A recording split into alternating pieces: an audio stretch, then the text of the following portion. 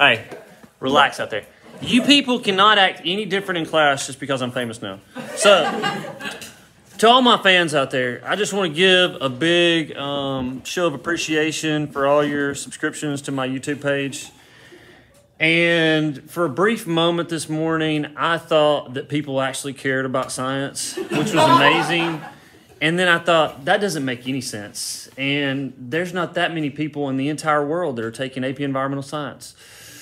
So I knew something was amiss. That and my videos are horrible. They're not edited. Half the time I'm off screen. Students are reading stuff, and I'm sure you can't hear them. And I don't know. Anyway, but I'm glad you all subscribed. The fact that you all are such fans of Asher is disturbing. And anybody else want to give a plug here? Sophie, what's your YouTube channel?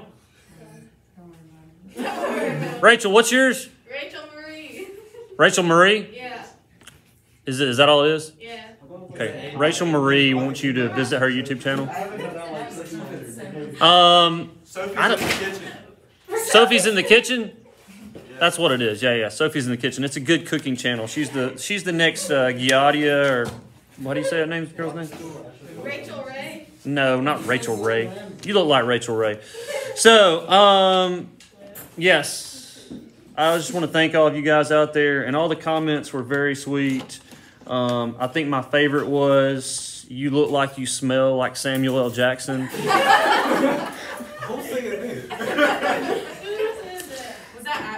Yeah, that was a comment, yes. And one girl that said I'm her sister. I'm pretty sure it was copied from something else. I'm not her sister. She posted on every one of your videos. I was looking. Well, the fact that she went through every one of my videos probably means she's stalking Asher, which is suspect. But anyway, so this video channel is for my AP students. And I appreciate you all visiting. Hopefully y'all learned something, even though I don't label any of the videos. And I don't know how.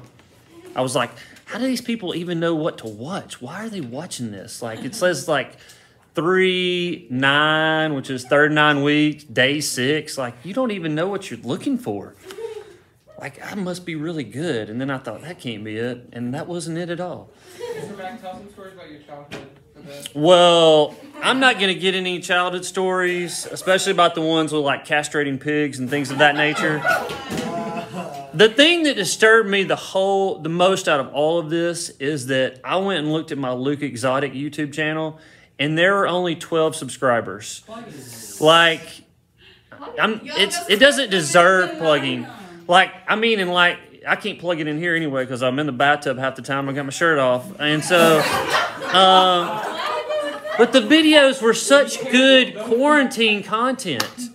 Like, I can't believe more people didn't watch them and subscribe.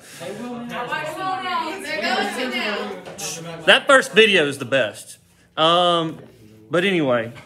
They're going to be looking for your main channel.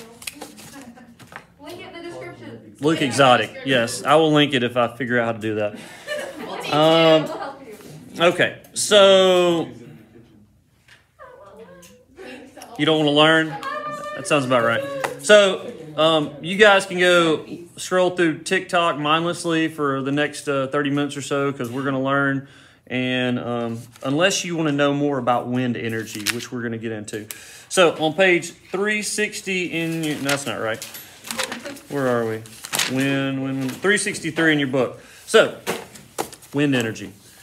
And in your notes, for those of you at home, it's on wind energy. Maybe I'll post a link to these. Link to the notes in the description. Like, and the one yesterday was the worst. It was on hydrogen fuel cell, and I was like, who wants to know about that? It's like a technology that's never going to happen. It's the worst. And it was like, a funny video, that's the one that everybody tuned into. And then I don't even know about these comments on my singing because Sing some more for us. Yeah. I'll sing more later. None of my stuff can be planned. That's good. It doesn't seem authentic. Yeah, it is organic when I do it. You know, I thought if I would ever be famous though, it would be from my Twitter account that students made for me one year. I had these things like Max quotes on Twitter, and so some student who looked about like Asher, which is funny because he's about the same height and build and stuff and about as goofy, he made a Twitter account, Max Quotes, and I think that's what it's called. And so every time that I said something goofy or stupid in class, like he would post on there. And then the next year he passed it on to the next student. And so there was, anyway, small Twitter following, but who knows? Anyway, so wind energy. What does wind energy have in common with almost every other energy source that we've discussed? Yes? Turbines. So if you, actually let's turn over to 364. I've asked you to draw and label what this process looks like. On 364, you can see the basic setup here. Now you can actually buy a small one of these to go in front of your own home. Although if you live where we do, unless it's tornado season, you're probably not going to get much wind energy out of it, and it'd be a waste of money. But in places where there is lots of wind, you can actually buy a small-scale wind turbine and hook up to your home's power grid. Normally, you find these in areas where there's lots of prevailing wind, and a lot of times I see them on hilltops in areas. I know we were in southern Spain. I don't know if y'all are familiar with Gibraltar, you know, like the Rock of Gibraltar, where it connects on the other side of the is Morocco. And so I remember we were driving out through there, and there's this one long ridge that goes down to Gibraltar, or goes over to the rock, like the big rock. And like everywhere on there was a huge windmill. Windmill. And so a lot of times you'll see them on tops of mountains or hillsides. Why is that, Jason? That's where most of the wind current. Yeah. So you got a lot of wind moving up and down hillsides, like when it cools and when it heats up. And along the ocean, like you see on page 364, is that what y'all got a picture of in the ocean there? I think so. You'll see a lot of these because a lot of times there's wind blowing in and out. And really, you're going to, these are good when you have lots of wind and consistent wind. If you live in areas like we do, then a windmill is just a total waste of money. Now, somebody mentioned last period, they're like, well, windmills are pretty expensive. We were talking about the drawbacks. And I was like, well, let's look on 368 real quick here.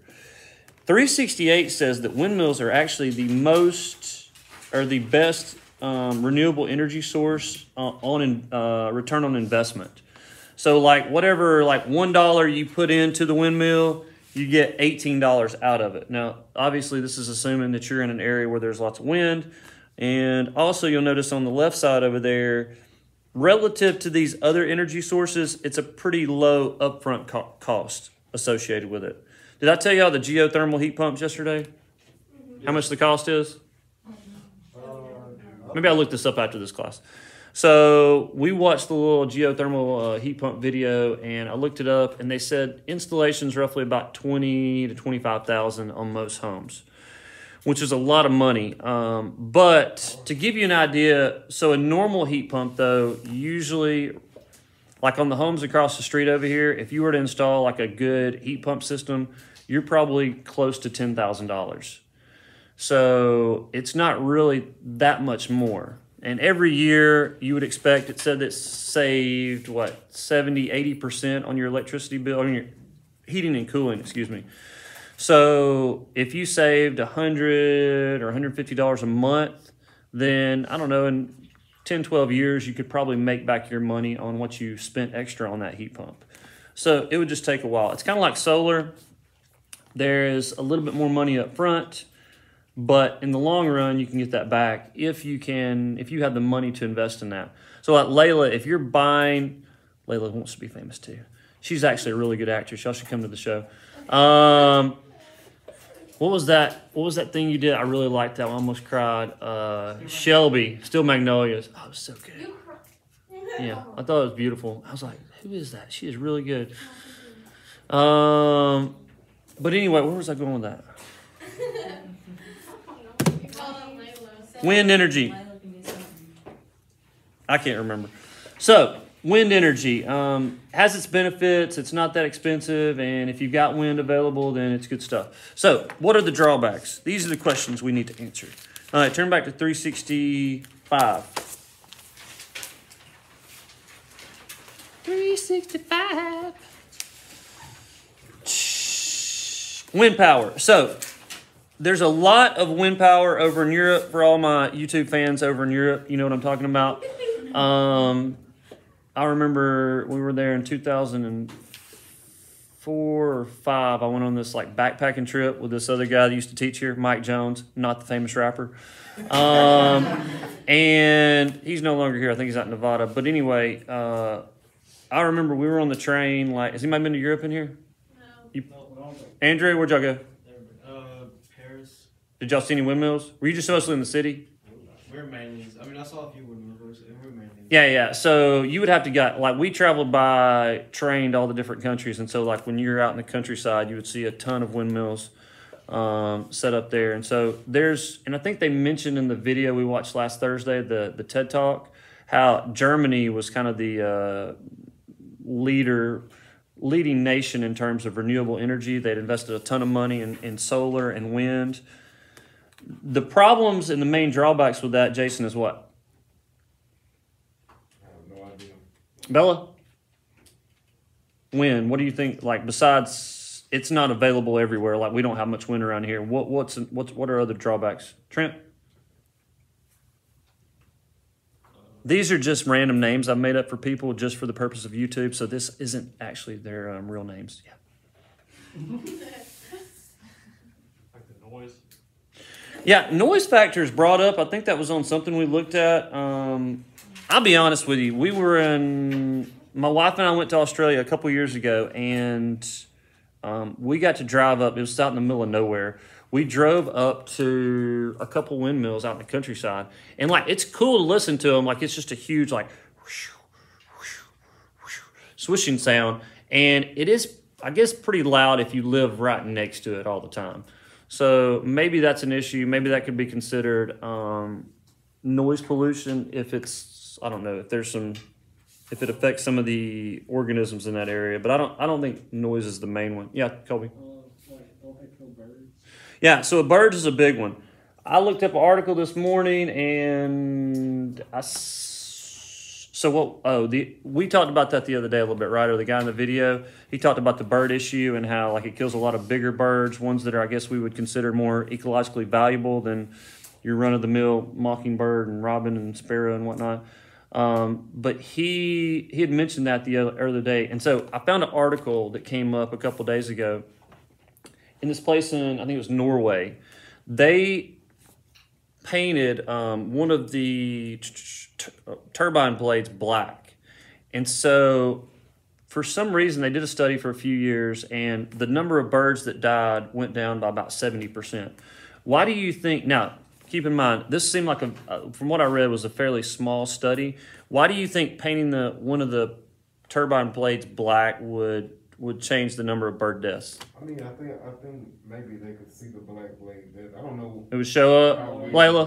I think that when you only have one of them, as it spins, it's gonna flash. Yeah. So they're gonna see that there's something in the air they have to avoid. That might actually be true. I may need to go home and paint one of my ceiling fan blades black and just see that. See if it flashes. I don't know if they're colorblind in that. Well, I was just thinking. I thought it's like, like the background of the sky, and so it's fairly light, and so maybe it just blends in, and that's why they miss it. But you may be right. Maybe it does flash if there's one of them that's a different color. Bats, though, we talked about bats. A large number of bats were killed because it's black at night. The bats can't see. Well, it's not going to matter anyway, right? Yeah, bats can't see it. Yeah, bats don't use their eyes. Well, see, I don't. They don't. At night, it's not going to. See, I would think bats, they've got echolocation, but because it's spinning so much, and some of these, you got to keep in mind, these turbine blades are can be 100 or 200 feet long or more.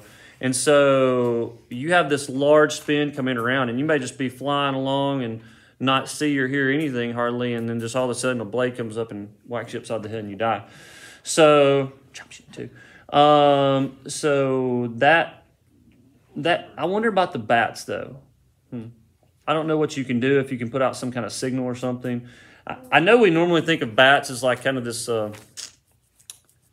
creature that nobody really likes and it's kind of weird and comes out at night and sucks people's blood and stuff, but that's only one type of bat.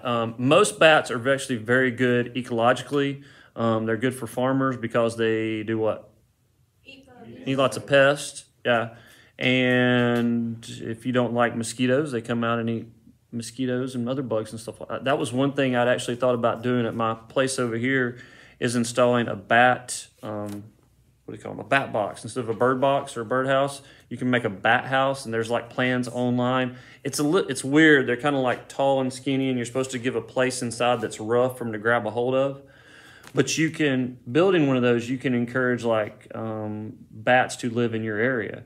And if you do that, like let's say I've got a creek behind my house, and I've also got kind of it's wet and soggy, so there's a lot of mosquitoes.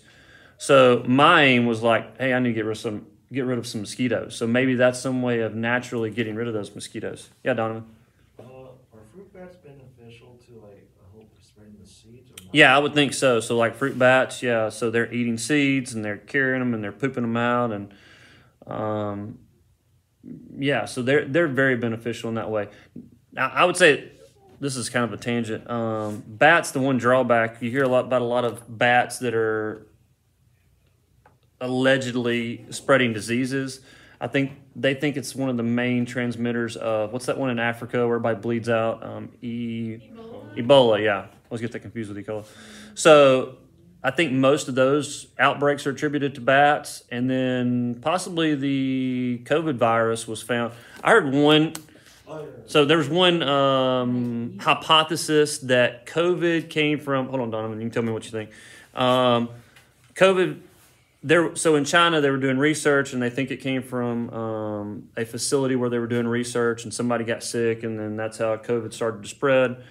At the beginning, they talked about like they thought it was a wet market. You remember that? Now, I have video that we're going to show a little bit later on. We'll talk about wet markets because they are notorious for disease spreading. Basically, got a bunch of exotic animals in there, and they're on top of one another, and they're pooping and peeing, and people go in there and get them, and they're cutting them up and getting them to carry home to eat in there. And so there's a lot of stuff that's mixing and ways of getting sick.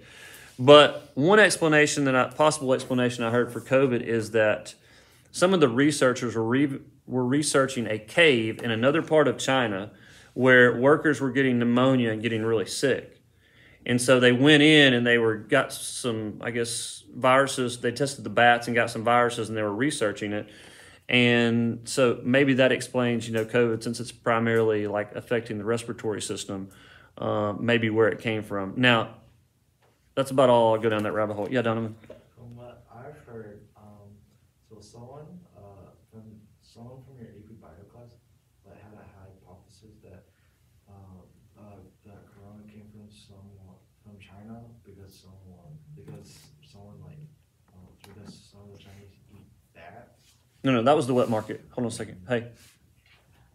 Oh, hello? His fans are calling. Hey. This is Lucas. She's at work. Hey, Lucas. I have your son here with me. Yeah, is he okay? He was complaining of a stomachache today. Fever, just stomach. You want to talk to him? Yeah, sure. Let me talk to him. My kid's not feeling good. Hey, buddy, what's up? At school, my tummy just started hurting all that. Like how bad? 1 to 10? Yeah, 1 through 10. 7? Oh, really? You feel like you're going to throw up or gotta go to the bathroom? I don't feel like I kind of feel like I'm going to throw up, but I know when I'm going to throw up. And I know it's not going to happen now because I start growing. Because you start what?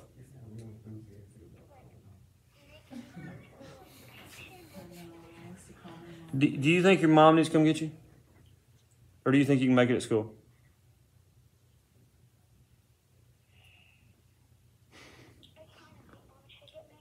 Okay, well, I'll call her and talk to her, okay? And tell the nurse I'll call, mommy will call her. Okay, bye. Love you.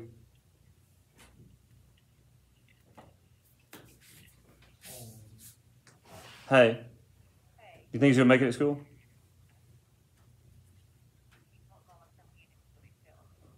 All right, I'll tell her to give you a call, okay? If she can come. Okay, thanks, bye. Okay, so sorry. I usually don't answer phone calls in class. Now that I'm famous, I guess I can. But I saw that it was my kid's school, so I knew that it had to be somebody sick or something happened. Last time he called, he got hit on the head and almost had a concussion. And so, 1 second. Y'all don't have anywhere to be, do you? He said his belly hurt. Let me tell you about the time I threw up in middle school. It was amazing.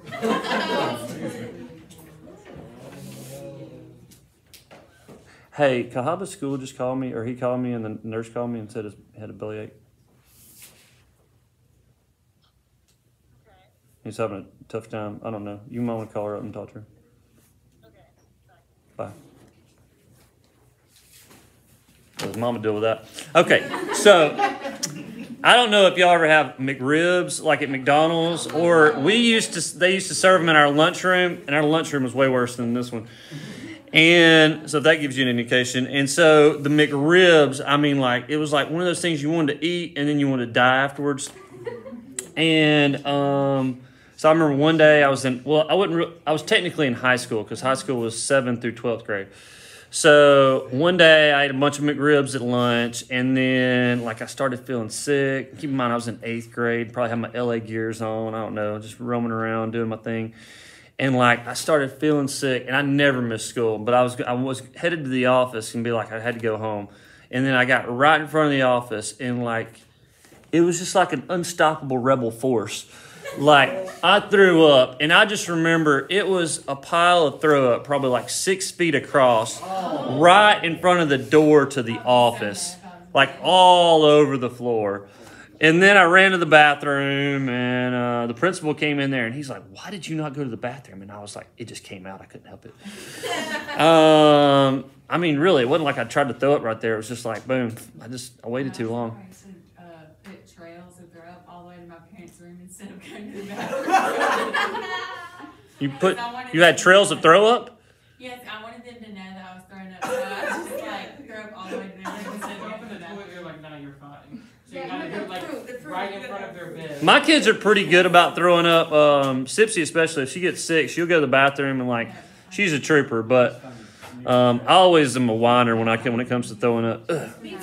Yeah. I sat in my bathroom on Christmas last year waiting to throw up. I was in my bathroom for 2 hours and then I finally threw up. I know when it's gonna happen. Oh, funny other throw up story. No, I'm about to go Once every 3 years. I used to run track in high school. Now, to appreciate this, I was pretty slow, so I only got to run like the 1 mile and 2 mile. And one night I had to run, and we never practiced. So it was like everybody only ran track just to get out of like going to school, because we all got to go to like the area meets. And so I had to run like the 800 relay, the mile, and the 2 mile. And afterward, like I went home, and my mother had prepared this like giant roast beef. It was like that thick and about that big around. I mean, it took up like an entire like paper plate. And so me and my buddy, we used to always go over and hang out at my brother's house, and we went over there, and I ate that entire thing. Like I remember I used like half a bottle of like barbecue sauce. I was so hungry. And in the middle of the night, he's like, "Dude, I thought you were going to die." He's like, "You were just like moaning and like in pain." And I went to the bathroom and I threw up. And I kid you not, if this is too graphic for y'all, you're going to have to close your eyes. It filled the toilet all the way to the top. Wow. Literally. It was amazing. I wish I had camera phones back then. So Hey guys, just threw up. it was bad. It was real bad. Think of like a clickbait title. A clickbait. I don't know that everybody deserves this content. Cow neutering. You should title it "Threw Up in Class Today." So Tyler like threw up, and then like comma, my son's sick, comma, like cow neutering. I tell you about the time I made a student throw up. There was a guy sitting over there about where Jordan is, and he always slept in class. And so you know how I yell at people when they're asleep or not paying attention. He had his head down, and I yelled at him, and like he got up and he just looked at me and he walked out, and I was like, "What's he doing?" And so he comes back in about 10 minutes later. I was like, "What happened to you?" And he's like, "I threw up." He's like, "You just startled me so much." And I was like, "That's amazing." It's amazing. Okay, where do we go? Wind turbines. We know how those work. They spin, they turn a turbine, which turns an electric generator and generates electricity, blah, blah, blah. It's renewable. Okay, some other drawbacks. What do we talk about? It's not It's not a reliable source. In your book, it talks about the bird deaths. What else? Is it pricey? No. It's not that expensive.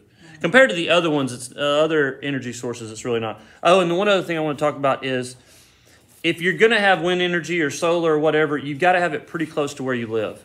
So if we were going to, like, let's say we put 1 billion wind turbines, Andrew, out in the Midwest on the plains where there's lots of wind, and we were going to use their energy. Well, because they're all hooked up to electrical lines, then, does anybody remember the second law of thermodynamics?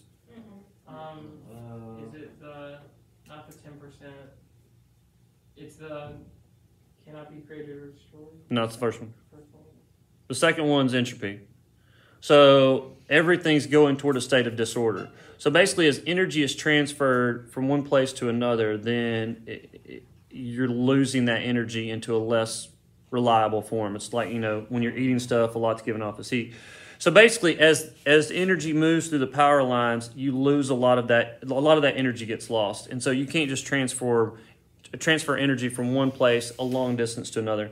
So if we were going to take advantage of wind or nuclear or solar or whatever, it would have to be relatively close to where we live. Otherwise, it just wouldn't be very efficient in its transfer. Okay? All right. Any other questions about wind? So, things to keep in mind. Tuesday is your test on Unit 6. This weekend by... Hold on, y'all got Monday off, right?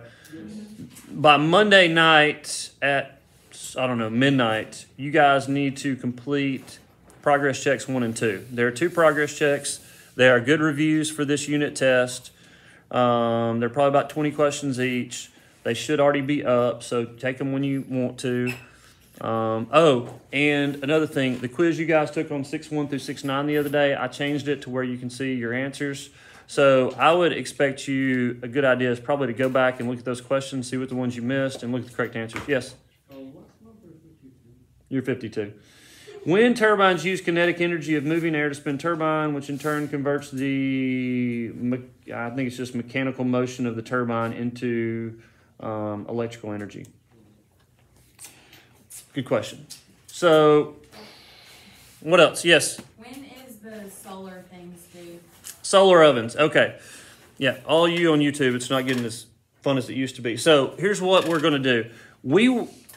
It was supposed to be sunny today, but the weather out lied to me. We're going to postpone solar ovens till tomorrow, and we're going to go outside. We're going to take those 4 solar ovens. I'm going to group you up and let you take one out. You're going to be responsible for it, your group. And we're going to make some predictions, and we're going to see how much temperature gain we can get over the course of a period. Hopefully if it's sunny out, which I think it should be. At home, you guys are going to create and make your own solar oven, okay? So there's lots of videos on YouTube, and there's lots of how-tos, but basically you can look at those. It's just a box with some aluminum foil. Now, Make one on YouTube. let's not get carried away. My daughter made one actually in class, I think last year, out of a Domino's pizza box that they cut the top out of. Now, the small one over there by Andrew does almost as well as the bigger ones because it's insulated on the inside. So it's up to you how you construct it and how awesome you make it. I'm going to leave that up to you. As long as you've got aluminum foil in a box, you can make one, basically. But you make it, and then you conduct your experiment. Yes, sir? You should read them the poem you made about fake Jordans. Oh, yes, that sounds so good. Yeah. That's kind of sad, though. I don't even know where I put that. I'll have to look that up later. My fake Jordans poem. I was bullied in high school, hence why I'm so funny to try to compensate for all my sadness. Solar oven experiment. So on the AP exam, one of the 3 FRQs that you're going to have is you're going to have to design an experiment to solve some type of environmental issue. So that's why we keep doing all these experiments. Y'all did all the seed ones in the last year, and then we did the garden, and then okay, so we're doing this one this 9 weeks. This is a 100-point grade. It's due on February 26th. I need you to take one selfie with your solar oven, and I need you to take one picture of your solar oven during the experiment. Okay? So if you get out a blank sheet of paper, I'm going to tell you what to do for this, and then this will be part of what you turn in. So on on whatever February 26th is on Schoology, you will turn this in. You're going to have 2 pictures, and you'll have this. Okay? Number 1, first step in the experiment is Scientific method? Yes. Question. So, I need a drink.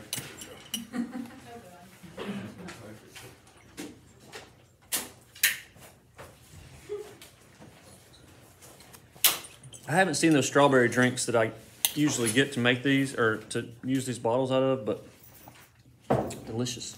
All right. What? Okay, never mind. No. What are they? Yeah, like a strawberry lemonade. Yeah, it's tasty. And they make good bottles for like storage if you're canning juices and whatnot. And if you check out my YouTube channel, the other one, the Luke Exotic, I posted lots of videos on edible foods in the wild. So that's pretty interesting too. I don't know if you've ever had anybody ever had a mulberry? No. Exactly. Well, I was thinking of once around the mulberry bush. But anyway, number one, your question. So you're going to come up with a question. So it may be like, can I cook s'mores? Can I melt s'mores in my solar oven? Okay, it could be something that I would probably stay away from, like cooking chicken pot pie or something like that. Anything that if it didn't cook all the way, you might die. That might be problematic. What about eggs? I mean, I'm not going to comment on that. Whatever you eat, you need to get approved by your parents. How about that? I know you're all 11th and 12th graders and you're almost old enough to go off and die in the military, but I don't want to be liable for your mistakes, especially since all these people have subscribed to my channel. So, You would get canceled for that. yeah, I'd get canceled. I'd be on something. TMZ. No, what is it? Not TNT, TMZ. There we go. That's Did you say TMZ? Yes. What's that guy's name? You know, like the I'm a lawyer dude. Dr. Bill? I'm a lawyer. I'm a lawyer. I'm a real boy. So, question you're going to come up with. So, you got to make your own solar oven. Okay, it shouldn't take that long. Shouldn't be that hard. You got to come up with your question. So, that'll be number one on the scientific method. Number two, Bella, what's the second step? You're on the internet. Don't mess up. Your face is not on there. It's okay. Her name's really not Bella either. Hypothesis. Good. Number three, Trent, what we got? Third step. You got to want it. Rachel. Andrew. Experiment. Good. So, experiment, I want you to list out, probably you'll have about 4 to 6 bullets telling your experiment how you're going to set this up and conduct it. And then, along with number 3, you need to tell me what your independent variable is, what your dependent variable is, list some controls that you'll have for your experiment, and then I want you to have a control group. Jeremiah, how are you going to do this with a control group? A place with no sign? That's not what I was thinking, yeah. Just like place it next to it, but it doesn't have enough.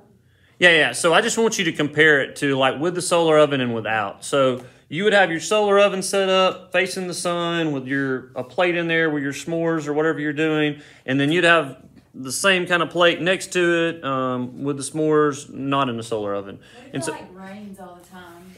Well, between now and February the 26th, I hope there's at least one Friday or Saturday. It's February? Yes. I thought it was January. No, you've got until February 26th. So I don't hear any of you whiners. The last week of school will be like, I just made mine on the 24th, and then I tried to test it on the 25th, and it was cloudy and rainy, so I couldn't get it done. Nobody wants to hear that. So go ahead and do it. Wait for a day that's good and sunny. Step 4, what do we got, DeQuinte? Observe and collect data. So you should have a data table where you're collecting data. And here's the kind of data I want you to do. I want you to set aside a time where you're home. I mean, you could be watching a football game or baseball or ballet or figure skating, Andrew, whatever. And I'll have a 3 or 4 hour block where you know it's going to be sunny in the middle of the day. And so probably on a Saturday or Sunday, hopefully not skipping, but you people at home can do this. And then every 30 minutes, go out, check the temperature, write it down, and then reposition your solar oven. So you're going to need to reposition it about every 30 minutes or so, or the sun's going to move enough where it's going to affect the energy it collects. Now, I expect most of y'all have a thermometer of some sort at home that you can use and stick in there. If you do not, you need to let me know like a day or two before you're going to test this, and I will let you take one of these home and then bring it back, okay? This is a 100-point grade, and I expect, well, hold on. So you're going to collect data, graph it, and then number 5 is? Conclusion. So that's a 100-point grade. You will post that on whatever Schoology Day, February 26th is. I'll tell you all in the future. But I wanted to give this to you guys plenty of days ahead of time so that you wouldn't have any trouble getting this done. I mean, you can have a party. Well, no, it's too much COVID. Maybe if you got a friend and you want to stand 6 feet apart and wear a mask or whatever, maybe you work on yours. But everybody's going to construct their own, okay? So maybe you have a competition. I don't know. I don't care. Just do the project. Maybe you can make one of your, what's it called? Sophie in the kitchen? Yeah, Maybe you can make a Sophie in the kitchen with your solar oven. I like the way that sounds. How to make the s'mores with the solar oven. Mm-hmm. They're what? It's on a Friday. You're on a Friday. Yeah, Layla. It's the day after my birthday. The 26th. Layla's birthday is February the 25th. In case you want to know, and she's going to be a famous actress. So just so you people know, I'm calling it. Any other questions? Peace.